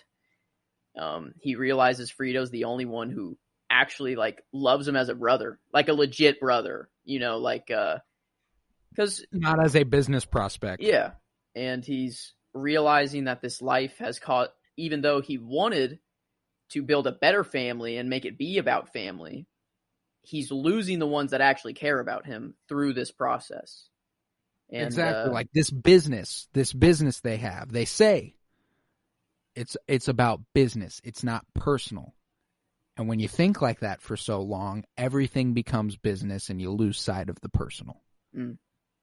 And I think that's really what happened here, you know, and I think it happens to all of our protagonists in mob movies, for the most part. Like it certainly happens to Henry Hill. It certainly, and like, you know this already, but you don't even know the half of it. It happens to Tony Soprano. Like it's like, it happens to all of them. Like it's something that comes with the job.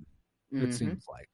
Yeah, they're not going to portray a mob boss as like sunshine and rainbows, you know, like you just can't, like it never happens. There's probably never been a mob boss that actually like lived the way they wanted to live and like had everything perfect for them, you know, like just doesn't happen. Like in that line of work, doesn't happen to anybody. Yeah. You know, like that's the other thing, is that like you could argue that this line of work, it lends itself to the idealism of something becoming perfect. And that's a theme that you see in all these mob movies too, is the American dream. Is like they all think like we work hard enough, we are loyal enough, we stick together, we'll make money and everything will work out. And what they fail to realize is that at some point there's a balance. It's not all about making the money. Like part of the American dream is love, you know, like having people that care about you and a family around you, you know, like that's a part of it. Like Vito, he lived as the closest to the American dream, like, as good as it can possibly get. Like he had it made, like a long full life with children and grandchildren. Obviously the path he chose did damn those children. That's true.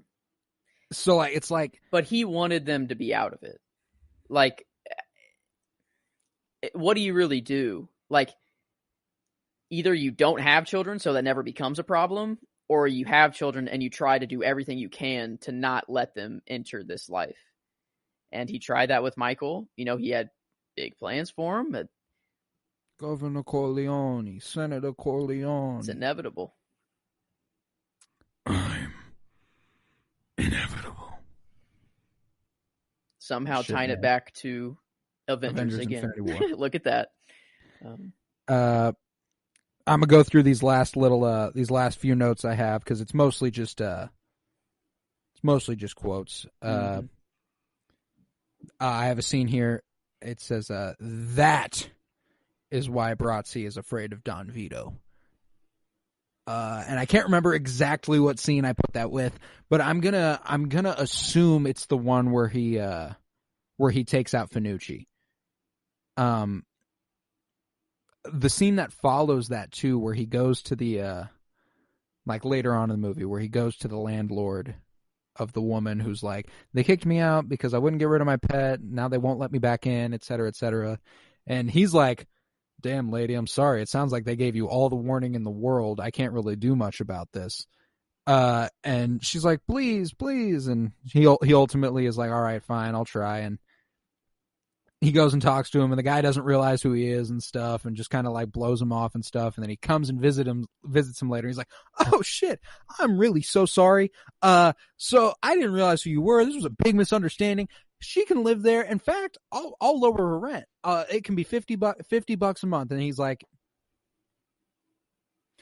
$10 a month. That's all it has to be. And that clears up so much, because not having English for that part, I really couldn't tell what was going. Like, oh, I feel you. Yeah, the lady, I'm like, who is this? Like, what? Like, I just assumed she had a problem that was coming. Of Mama Corleone, yeah, who got kicked out of her apartment.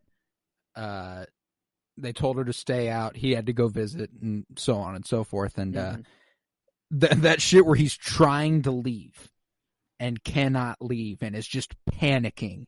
And they're sitting there like, look at this fucking guy. He walks over, opens the door for him like effortlessly. Yeah, like even the painter, even the guy that's painting on the outside is looking at him like, really, dude? Like, yeah, really? Dude, it's like and this is where it became clear to me, like, while Finucci ruled with fear and Vito intends to rule with respect, sometimes with respect comes fear.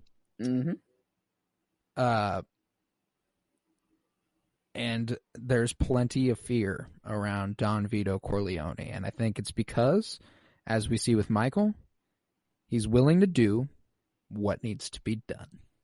He's willing to make off with it. Oh, and he dropped that line. Yeah, that was nice to hear.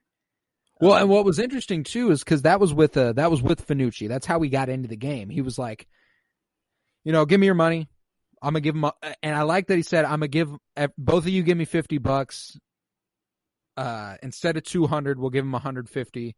And then he gets there and he puts it there, and then Finucci goes, "There's $100 under my hat," and I was like, "This smooth motherfucker! Not only is he trying to short Finucci, but he also tricked the other dudes into giving up all the money, which is just hilarious." And he's like, "I'm going to give him an offer he can't refuse." And at the time, that meant his services, essentially. You know what I'm saying? Which is really, really interesting, just the way that it's like, I'm going to give him an offer he can't refuse. I am a perfect fit for this work. You know what I'm saying? Like, I'm going to do this shit. He did it, I mean, about as well as anybody possibly can. Like, for the first... Was this the first guy he killed, or did no? Yeah, because he goes to Italy after he kills Finucci, right? Or is that before? It's after. Yeah, he goes back to Italy after he's already killed Finucci, because he had to rise to a place of prominence, and he only did that after. So Finucci's the first guy he kills ever, right? Like, for being his first kill is the Don. Being the first kill, and how like calculated he was through every part of it, like it mirrors like Michael killing the cop and what's his name, Sollozzo. Yeah, like with the gun taped up on the toilet, Vito has his around the building. He grabs it, goes do the deed. I guess we don't really see Michael having to get rid of the gun just because he walks out of the restaurant, whatever. But like, they told him to drop it immediately, like shoot him and drop it. But I don't know. It was just very calculated. Like this, I just loved. I don't know. I love the Vito parts. So enjoyable. Even though I couldn't understand a word of what was going on. Like maybe that's what made it so enjoyable. Is I had to like figure out what was going on. You were and basically I was like watching a silent movie. Yeah, it was. And I still loved it. It was my just the most enjoyable. Yeah, like. No, that was the most enjoyable. But I will say, with the Michael Corleone side of this story, I do think that side of it was critically better. It was much more thorough and complicated. Meanwhile, the Vito, there's this Peter Griffin quote about the Godfather that I'm going to find right now, because it is absolutely perfect for how I feel about the Vito storyline. Because while I do love it, Peter Griffin says that he did not care for the Godfather Let me read this whole series of quotes here. Peter says, "But since we're all going to die, there's one more secret I feel I have to share with you. I did not care for The Godfather." What? Did not care for The Godfather? How can you even say that, Dad? I didn't like it. Peter, it's so good. It's like the perfect movie. That is what everyone always says whenever they say, and then like someone goes, Robert De Niro, Al Pacino. I mean, you never see Robert Duvall. He goes, fine actor, did not like the movie. Why not? Did not, couldn't get into it. He goes, it insists upon itself. It insists upon itself, Lois. And that's really where I was trying to get, is it insists upon itself. I do feel like the Vito storyline is a little self-flating. It's kind of like, all right, we know y'all want Don Vito Corleone. We're going to figure out a way to get it to you. Regardless, though, it was the most enjoyable side of the movie. It insists upon itself, Lois. That's funny. I asked my mom, every movie that I've watched so far, I asked my parents like how they enjoyed the movie or like how they liked it. And my mom, she said she didn't really care for the Godfather movies. Like, I mean, also there's like anytime anything mob related has came up in any discussion with my parents or any of my family, it's always been shut down very quickly. And I'm curious, like if my mom actually likes this movie, but is just saying that she doesn't.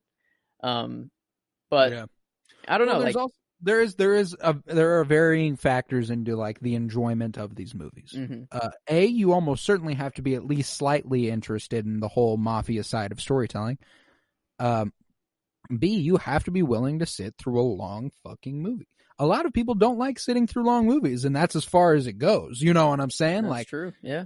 Like, I guess, yeah, like a normal, average, like moviegoer, like people who aren't like franchise movie, you know, like deep into Marvel or deep into anything, like they'll just see a trailer and be like, oh, that looks really interesting. And then like, I don't know. It's just, yeah, like, if a movie's too long, they'll be like, oh, like it's just thrown out, you know, oh, this movie is over 2 hours. I won't be watching. Yeah. Like, I don't want to sit in a theater for that long, or like, I don't want to just have to take a 3 hour and 20-minute chunk out of my day to watch Godfather Part II. But I'm glad I did. 1/8 of your day. Like that's. I'm glad I did though. I couldn't have enjoyed it more. I mean, I could have enjoyed it as much as Godfather 1. But that's really all I had to say about this film. And I think this is far and away our longest episode yet. However, I still don't think we touched on everything by any means. There's a lot more in this movie. It's a 3 hour and 22-minute movie. So we did our best, especially after one viewing. Mm-hmm. Both of us have seen this movie once, and it's 3 hours and 22 minutes. So I think we hit all the high points, though. We did. We hit about what we needed to, and if we missed anything, hey, sorry. It insists upon itself, Lois. But let's get to the rating section of the pod. This is the fun part. So we've got our rating system set up. The genre of film. We're gonna classify this in the mafia drama genre. You got just as a film critically out of 5 stars, where you putting it, and then we've got in terms of how much you enjoyed it on a scale of 5 stars. How are we feeling about it now? In that mafia movie category, that's a 5 out of 5 movie. And it made me reflect on the first one and go, maybe the first one's a 4.9 because this one really gets into the mob side of things. Like, and I won't change it's a 5 out of 5 on the last one too. But They I see what you're saying, though. They definitely dive even deeper into the mob business side of things in this movie than they did in the first. Mm-hmm. And the drama is a little more palpable. There's a personal betrayal within the family. He has to kill his brother. Like that's some intense stuff, you know? That's some real shit. And so yeah, it fits the genre perfectly. 5 out of 5. Right there with you. And I'm kind of there. Like the first one, I don't think it deserves to be dropped down at all. No, but not this as a mob movie, I could say as a mob movie, this one was better than the first. Like, just strictly thinking about the mob, just what happened with mob business in this movie. Yeah. But now going on to how I enjoyed this movie. I enjoyed it less than the first one. Not a ton less, but less, to be sure. And like this rating is only subject to change. Like it can only go up as I enjoy this movie. I don't think I'll watch it a second time and be like, oh, I hate this movie even more now. No, yeah, you'll only gain a appreciation for it the more you watch it, which is important. And I hadn't considered that factor into how I enjoy a movie. That is interesting because like I do think that this is only one that can get better. We gave Godfather a 5 in enjoyment, the first one. Yeah, because it was a 5 in enjoyment. I stand by that. This one, I'm not at a 5. Not quite, but it's close. I'd say like 4.75 ish. That's where I was. I was gonna say 4.75. After we go through this, I'm interested to hear the numbers of the other movies and the way that we're gonna do this from now on. Too, by the way, this is like one section, 70 through 74. What we covered in January is like we'll reference it in January. Starting next month, it's like a new slate. Like a new set of movies. We talk about them in context with each other, and we go on to March and so on and so forth. So it's that's just a logistics thing for later on. But I just wanted to clear it up real quick. Like next week, whenever we're covering 1980 or 1975's Jaws, you probably won't hear a lot of and comparing it to The Godfather Part II.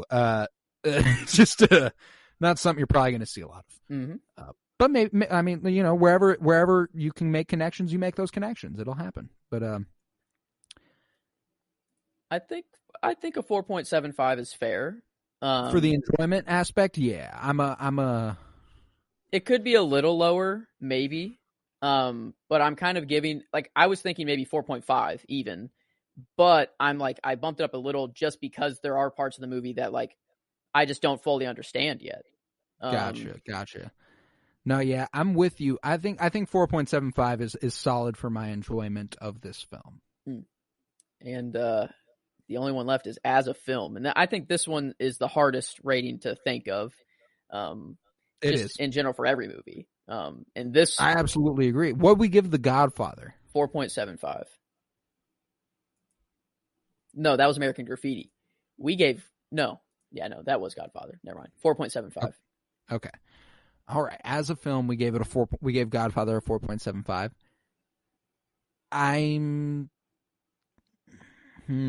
This is tough. Because what this is saying to me is that The Godfather probably should have been like a 4.8 or 4.9. And then this should be a 4.75. You know, that is where I'm at reflecting on this. Which is interesting and it is important. The second movie can enhance the first. Mm-hmm. And I think that happened. I think maybe while we're in the month, you know, if we're breaking these down into rating by month, we're at the end of this, you know, this month. So if we do want to make any changes, this would be the time to do it. That's true. That's true. Let's finish these. Let's finish the Godfather 2 ratings first, and then we'll go through. We'll recap the month real quick, and we'll be like, is there anything we feel needs to be changed here? The number I'm hovering is around a 4.75 again as a film. I'm hovering around that range. But the only thing that's stopping me is the only other 4.75 we've given is to the first Godfather, and I do think that the first a better movie. Yeah. So I'm thinking we go 4.75 here, and then we just go ahead and bump that thing up on the Godfather up 0.5 and make it a 4.8. Because let's be real, I don't think I'm in a place where I can say confidently, critically, it is tons better. Like it is barely better. You know what I'm saying? Like it is barely a better movie to me. Mm-hmm. I agree. I fully agree there. Like, okay, I'm glad we're on the same page. And now that we have all the ratings, the average of this movie is a 4.83. I think that sounds about right. You know, it wasn't The Godfather 4.92 or something like that? It was, well, before when we had a 4.75 in, it was a 4.92, but now with a 4.8, 4.93. So just give the little bump. Just a little boost. Yeah. It is 0.1 better than The Godfather Part 2. That makes sense to me. So what's that make it was 4.83? That's the overall here on The Godfather Part 2 is 4.83 out of 5 stars is ultimately where we're landing. And now since that concludes the month of January here, we've gone 1970 with MASH, 71 with A Clockwork Orange, 72 with The Godfather, 73 with American Graffiti, and 74 with The Godfather Part 2. Let's hear the overall ratings for each of those. I'm interested. We have MASH at a 2.67 out of 5. That makes sense in the context here. Mm-hmm. A Clockwork Orange gets to 4.42. So okay, lower than both Godfather movies, but a bump above MASH. So it makes sense. Yeah, it does. Godfather Part 1, 4.93. That's going to be a tough one to beat. Yeah. I don't know if any other, I'm so excited as we get deeper and deeper into this list, if there is anything even close to touching that. And there will be, but will anything beat it? I don't know. The only thing that really could is if it's a 5 out of 5 in every category. In every category. I don't know. I don't want to say that there's a movie that's like that, coming up. There could be, though. There could be. We could feel that way about something. We could one day. But moving on, American Graffiti got a 4.25. So it's a little lower than A Clockwork Orange. So yeah, the rankings, it goes, the lowest is MASH. The next lowest is American Graffiti. But the jump from MASH to American Graffiti is big. So fat, yeah. 4.25 for American Graffiti. Then it goes to Clockwork Orange, then Godfather Part 2, then back to Part 1 is how it ranks so far. So that's 74, 72, 71, 73, 70. Interesting. I'm really comfortable with that. And it was interesting. I don't know what I was expecting in the American Graffiti one. I don't know that it was 4.25 though. But I reflect on that movie really highly, it was a very good coming of age story. We gave it a 5 as the genre, which makes perfect sense. It is. In enjoyment, we gave it a 4. And as a film, we gave it a 3.75. Okay, yeah. That all sounds good to me. So I stand by that. I think these ratings make sense. I was very curious to compare them with other movies, and I think now that we have 5, it's a good sample size to compare with. And I think we're pretty spot on. I think we are too. I guess February we only have 4 though. So will you? Yeah, we only have 4. We only have 4 films to. I think that pretty much every month from now on we'll only have 4. No, April will get 5. March has 4. April has 5. Yeah, April, July, yeah, and December will all have 5. Mm-hmm. Oh, and September. April, July, September, and December. It's I like this rating system we have. I think it just works well too. for every movie. It ultimately rounds out really well, which is what's really important to me, is that hearing those numbers compared to each other. 4.93, 4.83, 4.42 for Clockwork Orange, and then 4.25 for American Graffiti. No, yeah, that all sounds really on point for me. And it is interesting how big of a difference there is to me between a 4.25 and a 4.9, even though it is only really separated by 0.7, which is just a wild little, it's a wild jump, but it's important. You know, it's the difference. It's the difference between an 8 out of 10 and a 9 out of 10. That's true. Yeah, this I don't know. I feel good about it though. I do too. Yeah. I feel really good about it. So let's give the people a little preview for what's to come here in the next month, starting with next week, which will be February 4th. Will be the first one of February, and we'll be covering 1975's Jaws. And I'm not gonna lie to you, buddy. Mm-hmm. This is going to be a strong month that we're about to hit here with 75's Jaws, 76's Taxi Driver, 77's Star Wars, and then 78's, as of right now, the 36th Chamber of Shaolin. And I'm pretty sure these are pretty much set in stone. We've gone over this a couple times. This is what we're going to be covering in February every Friday. Again, that is Jaws, Taxi Driver, Star Wars, and the 36th Chamber of Shaolin. I cannot wait because this has just been a fucking joy so far.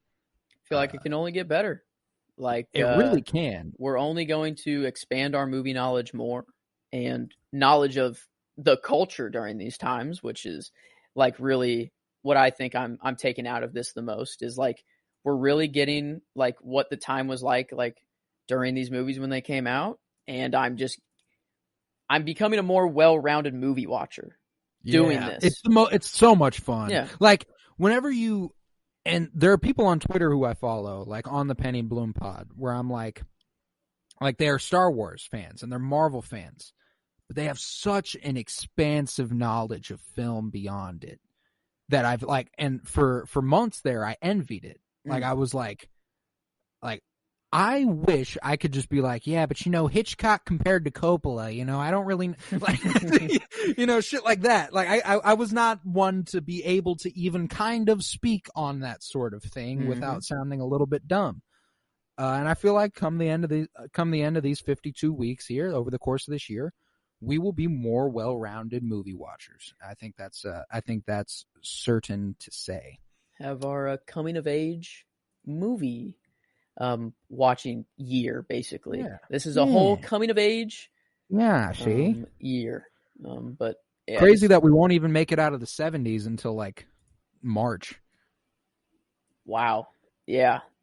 1980s, March 11th is whenever that so second week of March is when we get into the 80s.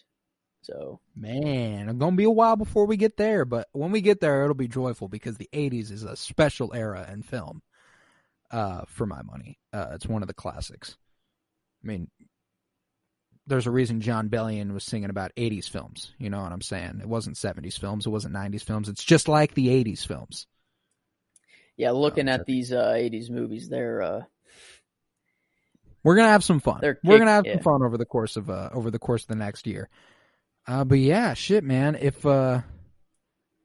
you would head to patreon.com/CoroBloom, where you'll find well over 20 hours of content at this point, exclusive content to Patreon, not available anywhere else. We've also got a bunch of artwork that I put up over there, exclusive to there, nowhere else. If you would, go follow at PennyBloomPod on Twitter and follow on Instagram at PennyBloomPodcast. It's on Twitter and sometimes Instagram, where if we do decide to change a movie, like what we're going to be covering week to week, you'll find it on Twitter. That's definitely where you'll be able to be notified of what we're about to be on. So if you could, go ahead and follow on Twitter. If you're on Apple Podcasts, please subscribe, rate, and review. That's what grows the show. Like if we can get as many rating and reviews as possible, that is the metric that makes the show grow. Like to get on like a new and noteworthy page or like an entertainment collection page, like ratings and reviews. And we've been a podcast for a couple years and we have like 20. So like it takes a following, and frankly, it takes some thought too, because like I listen to a lot of podcasts. I ain't gonna lie to you. I've never left a rate and review. And I know how much those mean. So, like, I understand that y'all don't want to go take the time to leave a rate and review. I fucking get it. I've been there. But I can't express enough how much it really means to see a good rating and review. If you have a bad rating or review, please fuck off. Don't say anything. That'd be huge, too. If you have a bad rating or review and you're still here, you must just hate yourself, man. I'm sorry. I hate to break it to you. But we're almost 2 hours into this podcast, so I think you've got a personal problem going on if you're not liking it and are still here. But yeah, shit, man. I was Colton Robertson. I was joined by Joseph George. Thank you very much, buddy. Thank you for having me. It is always a pleasure. Oh, of course, buddy. And I cannot wait for what the future holds with this project. So I shall say, peace, love, and bloom. And in my home? In my bedroom where my wife sleeps? Ah, beautiful.